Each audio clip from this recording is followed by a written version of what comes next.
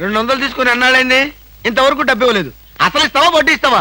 పోరా పోరా. రే రే, నువ్వు 500 తీసుకుని అన్నాళ్ళైందిరా. పోబే. అయ్యి బాబాయ్, పోబే. ఆహా, పోబే పోరా. ఎంత గౌరవంగా మాట్లాడుతున్నారా? అసలు అప్పిచ్చే వాళ్ళంటే ఇంత లోకు అయిపోయారంటారా మీకు? మరి లోకోక ఏమవుతారండి? వచ్చిన నెల జీతం వచ్చినట్లే వడ్డీలకి ఇస్తున్నారు. వాళ్ళు తిరిగి ఇవ్వడం లేదు సరికదా, ఇల్లు గడవడానికి నేను అప్పులు చేయాల్సి వస్తుంది. అయ్యి బాబాయ్, ఆహా, ఏమి బతుకురానేది. సార్ ఈ 200 మీ దగ్గర ఉంచండి. ఎందుకు బాబు? ఉంచండి, తర్వాత మీకు అర్థమవుతుంది. వస్తా. ఆహా, ఏమండి, ఏమండి? మహానుభావుడు.